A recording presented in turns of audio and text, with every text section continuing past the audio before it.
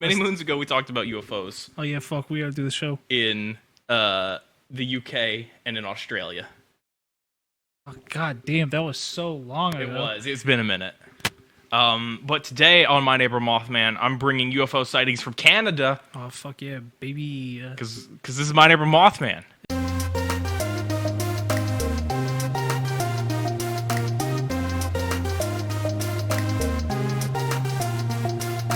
It's fucking aliens, but with maple syrup. Yeah. These ones that got syrup. So like the last one, I've got some like short anecdotal stories. This is My Neighbor Mothman. I'm Levi. I'm Zachary. This is our cryptids, UFO, spooky, scary skeleton podcast where we talk about things that we think are interesting. We say vile things. Mm-hmm. That's just really me, I guess. Yeah, I went back and saw the clip from when we were talking about the spider lady on Twitch the other day, and I was like, yeah. It's clipped out in case we need it. Don't get me started on a spider lady. So I have. When does this start? 1951 is the earliest one I have in. Yeah, hey, we took a little break. We did. We had some personal stuff going on. There's a lot of scheduling conflicts that occurred. Well, there's just a lot of things going on. Yeah, honestly. Ugh. It's fine. Here we are. So, 1951. Yeah. Gander, Newfoundland. Ooh. Huh? Newfoundland. Newfoundland? This is February 10th. U.S. Navy aircraft flying to Iceland from Gander reported a near collision with a large orange circular UFO that, quote, almost literally flew circles around, end quote, the American aircraft. This is 1951 in Canada. Why the fuck are we going to Iceland?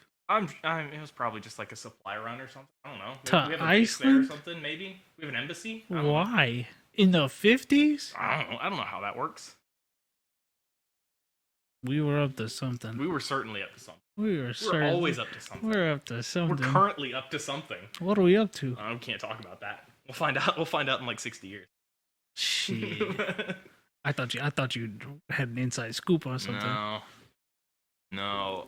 Here, should we place bets on what you think we're up to right now? I don't think that anything that I think we're up to can be said on Twitch. I think as a country, I fear that it's against TOS. Who cares? People are having sex on Twitch and getting 7-day bans. Right, who cares? Dude. We record this every 2 weeks. Like, it's been a minute since we've done anything on Twitch. There's so much has happened. What? Everything fell apart. Yeah.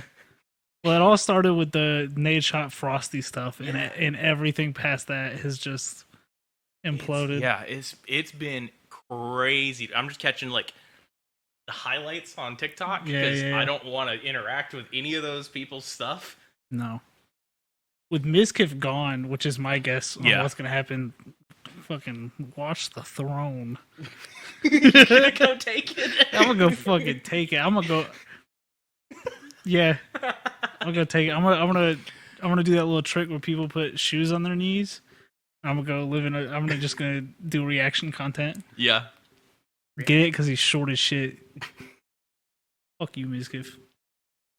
We gotta be entertaining. What do you mean? I am. So hey, JT.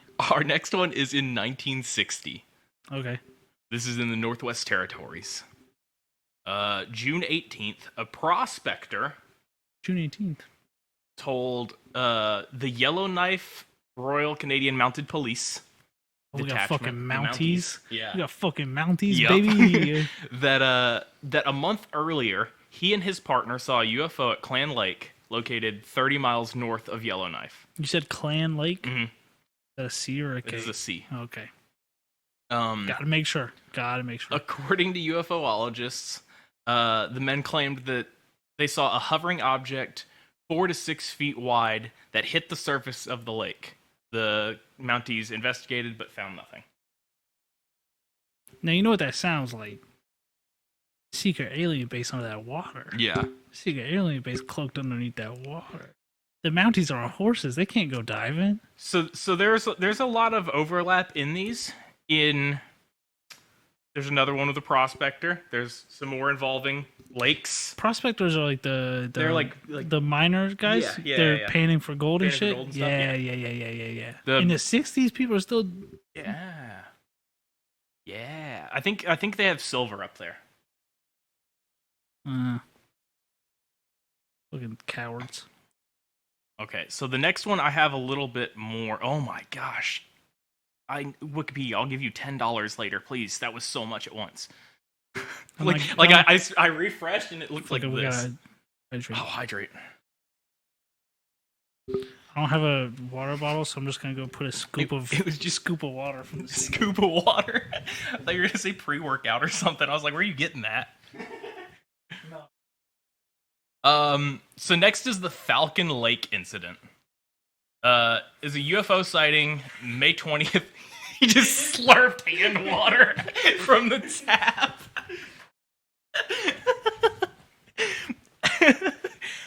Real hydrated now. Yep. Falcon Lake, within White Shell Provincial Park, in Manitoba. Manitoba. Again, investigated by the Mounties. Also, the Royal Canadian Air Force, the Department of Health, the Department of National Defense, and the American authorities, including the Aerial Phenomenon Research Organization and the United States Air Force. There's so much. This is Canada's best documented UFO case. I got water all over myself. Yeah, I imagine. Absolutely. Your tap water tastes bad. Yeah, it does. That's why I drink out of the fridge. Fuck, I forgot about the fridge. Filter. All right. Now I know.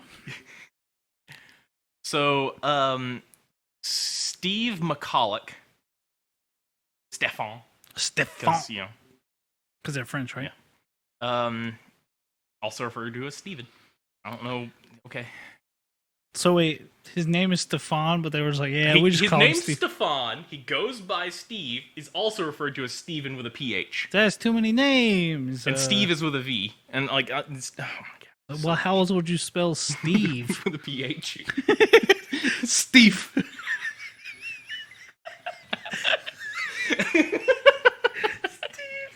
Steve. Yeah, Steve. If I ever met anyone and they're like, my name is Steve. No, my name's Steve. It's spelled with a P. I'd beat them to death. Steve with a PH. What do you mean? It's STEVEPH. Steve. Oh shit. He resided with his family in River Heights, Winnipeg. He lived with his parents? No. As an industrial mechanic. He was also an amateur geologist and would regularly travel to Falcon Lake as a prospector searching for quartz and silver. Well, these prospectors out here seeing UFOs. Hey, look. If all it takes is dipping a pan into some water to be an amateur geologist... I've already done that. You can do that in Dahlonega. You just go to Dahlonega and every 5 feet, they're like, hey, you want to stick this pan in the water? $15. You want to be a prospector? That's how mountain people sound, I think. I think so. Do you think they've converted Jake to like be a full-time prospector?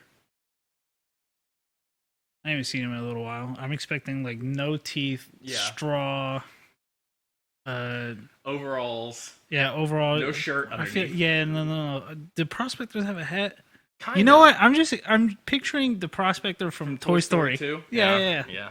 That's what I was. Yeah, that's where I was gonna go. That's where I was gonna slowly go towards. Like ease into. Yeah. And I'm picturing Jake that size. He's shrunk down to prospector toy size. Prospector Jake is a fantastic visual image.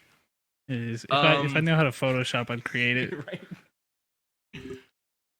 So he was out panning for stuff in that lake there, right? And was startled by a flock of geese who were agitated by an object. Wait, did you say he was panning for quartz? Mm-hmm. Gotta go to the Nether for that, stupid. There was a quartz vein embedded in the Nether, like the rock in the area or in something. The Nether. It's where you get those the nether quartz. quartz. Yeah. Fucking geek check. It's Minecraft. Kids. I don't look. You want to talk about Minecraft? I haven't played Minecraft in years. I don't know what you're talking about. Liar. So according to him, he looked up to see two cigar-shaped objects hovering around 150 feet away from him, and emitted a reddish glow. He described the objects as cigarette-shaped things. Cigarette or cigar? In the middle. So that's a cigar. I don't think he knew what a cigar and cigarette difference were. Well, one of them thick. I don't know. Maybe cigars hadn't made their way that far north into Canada in the 60s. Well, Canada wasn't cool yet, so they didn't have cigarettes. Yeah.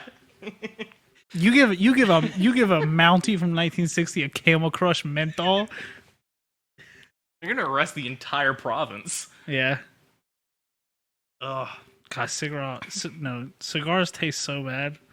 Yeah. But you give me a Camel Crush menthol after like 3 drinks. There's some mint cigars, top notch. I'm not gonna. What the fuck do I look like? And like I have a mocha one that's in my car that I need to throw away because it's too old. They expired? I mean, they get dry. You gotta that makes sense. Yeah. You guys. It's like just like a humidifier that they're in at the store, kind of thing. Ah. Yeah. That's my new favorite thing. Is just at people. It's my new bit. He's paying for quartz. He looked up 2 cigar-shaped objects. He initially assumed the objects were American experimental craft. Of course, as one would. One of the objects landed on a nearby rocky platform and took on a disc shape, while the other craft flew off after hovering in the air for several minutes. I thought you were going to say it hit like a sweet 50-50 grind. Yeah. It did a tray flip. With the Christ air. While observing the landed craft, he took time to sketch out the object which landed in front of him, for half an hour before deciding to approach the craft. So wait, he was just sitting there drawing? Uh-huh. He saw it land and went, I gotta draw this for half an hour. I feel like he was left-handed. I mean, maybe. That's my canon. Yeah. I don't know. We can go with that. All right. Which means he's a freak.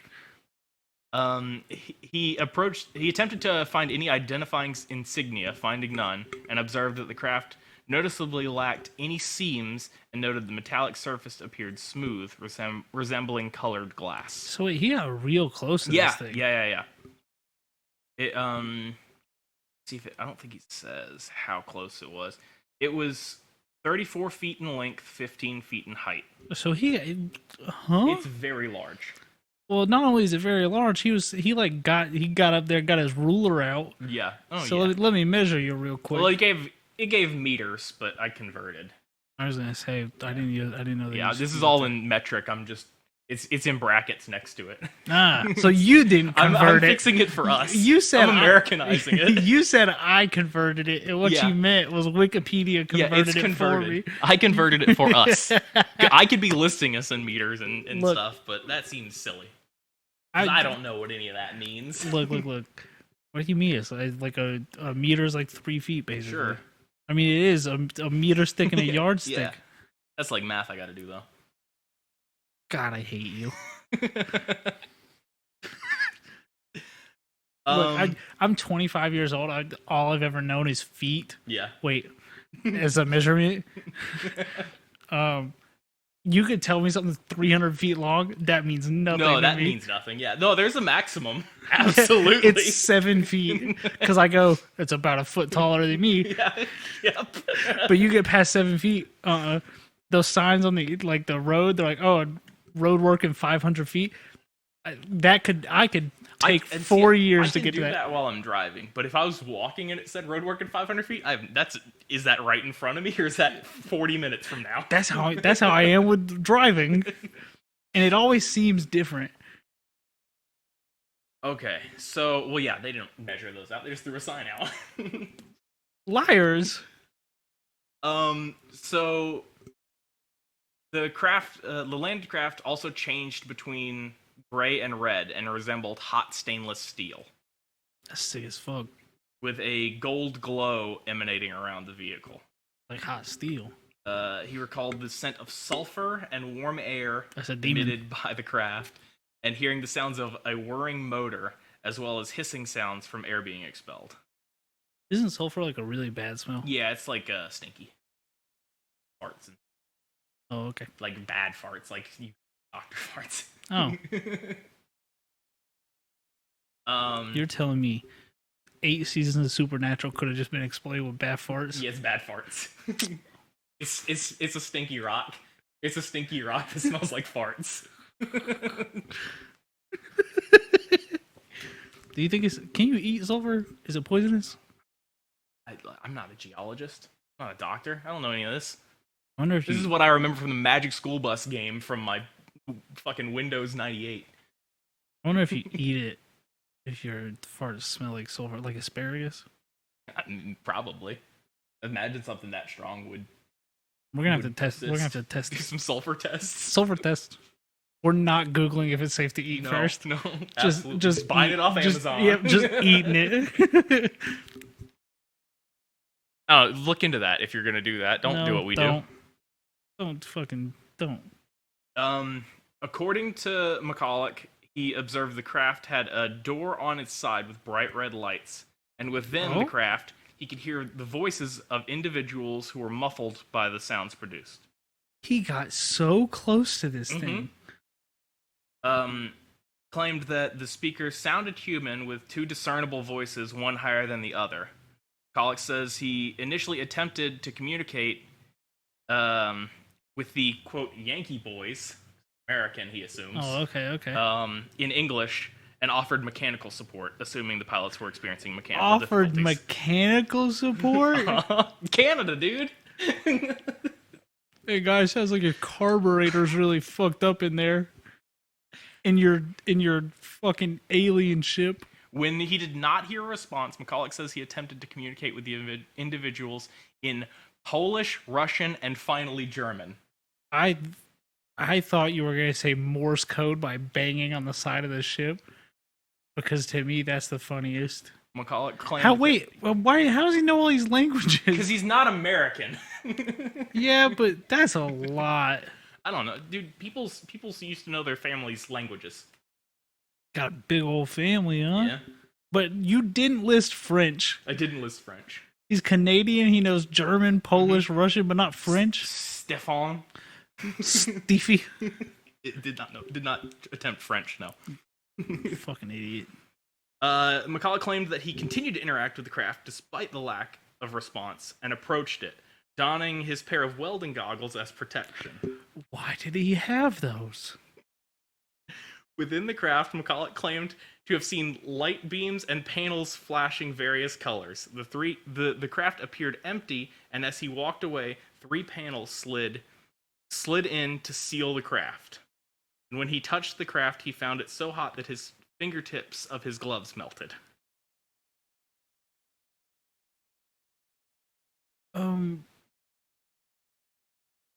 I've got so many questions. Excellent. There's one more paragraph here. Oh, good.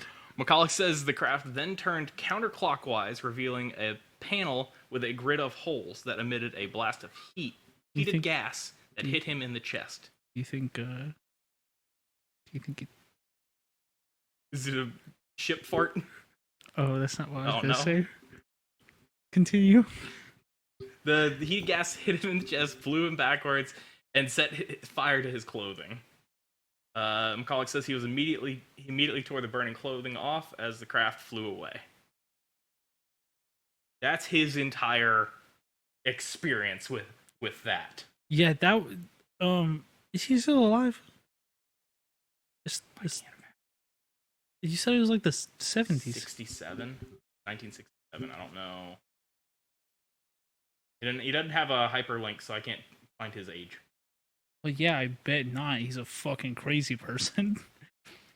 He went panning for silver. Was like, I better bring my welding goggles. Just in case. Listen, yeah. There's yeah. I just thought that was a cool story. There's investigations and stuff that the Mounties did.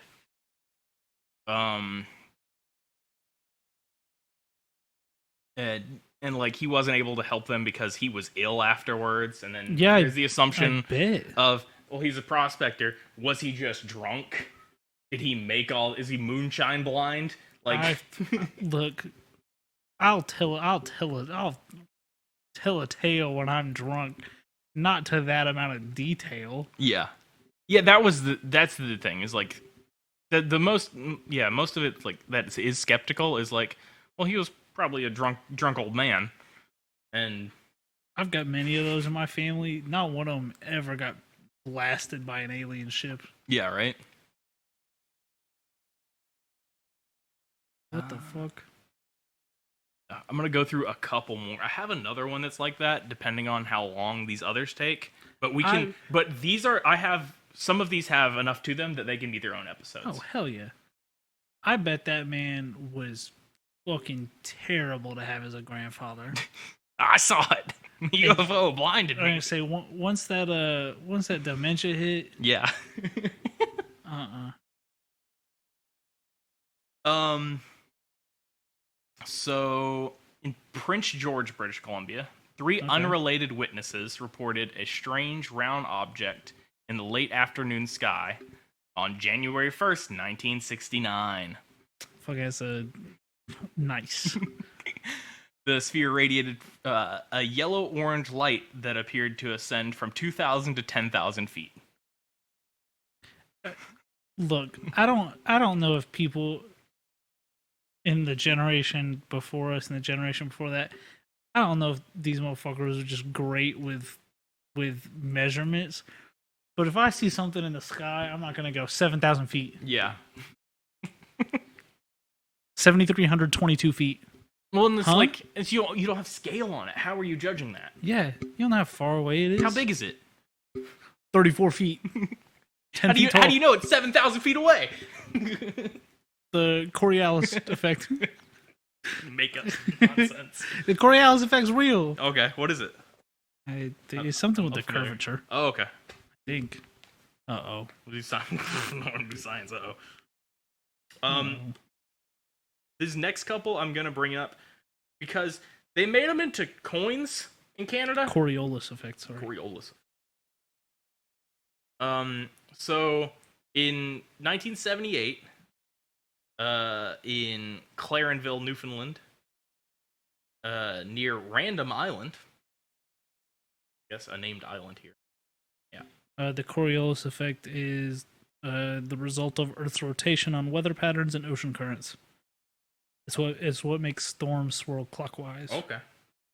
Clockwise in the southern hemisphere and counterclockwise in the northern hemisphere. So this guy, let me see here. The object was reported oval-shaped with a fin on its tail. The individuals who spotted the object called the Mounties and dispatched the officer Constable James Blackwood to investigate. Constable James Blackwood witnessed the UFO hover 100 feet above the water for about an hour or two before vanishing. Constable's such a hard-ass title. Mm-hmm. That's a good one. It's a good one. Fucking Constable. He used a telescope specialized for drug surveillance to observe the UFO, and other eyewitnesses used binoculars. According to Blackwood, when he shone his headlights, the object would react by shining its headlights back. Oh, shit. Reportedly, Blackwood was attempting to contact the pilots of the craft. Left no evidence of its appearance, apart from the eyewitness testimony.